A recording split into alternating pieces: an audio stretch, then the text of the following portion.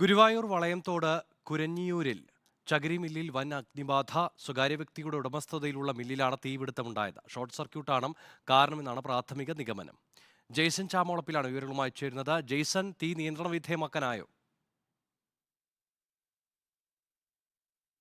ഇപ്പോൾ നിയന്ത്രണ വിധേയമാക്കാനായിട്ടുണ്ട്. രാവിലെ 10:30 വലിയ തോതിൽ ചകിരി മില്ലിന് തീപിടിക്കുന്ന ഒരു സാഹചര്യം ഉണ്ടായിരുന്നത്. തൃശ്ശൂർ, അതുപോലെ കുന്നംകുളം, ഗുരുവായൂർ മേഖലകളിൽ നിന്നുള്ള മുഴുവൻ ഫയർഫോഴ്സ് യൂണിറ്റ് എത്തിയിട്ടും ആദ്യഘട്ടങ്ങളിൽ തീയണയ്ക്കാൻ കഴിഞ്ഞില്ല. ചകിരി ആയതുകൊണ്ട് തന്നെ താഴേക്ക് തീ പടരുകയും അത് നീറി നീറി നിൽക്കുകയും ചെയ്യുന്ന തീയണയ്ക്കുക എന്നത് വലിയ പ്രയാസകരമായ ഒരു കാര്യമായിരുന്നു. മണിക്കൂറുകൾ എടുത്താണ് തീയണയ്ക്കാൻ ആയത്. മാത്രമല്ല, ഈ സമീപപ്രദേശങ്ങളിൽ വീടുകളൊന്നും ഇല്ലാതിരുന്നത് വൻ ദുരന്തം ഒഴിവായി എന്ന് പറയേണ്ടി വരും.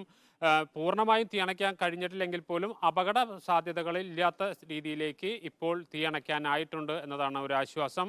രാവിലെ 10:00 ചകിരി മില്ലിന് തീപിടിക്കുന്നത്. നിമേഷ്, ജെയ്സൺ ആണ് വിവരങ്ങൾ നൽകിയത്.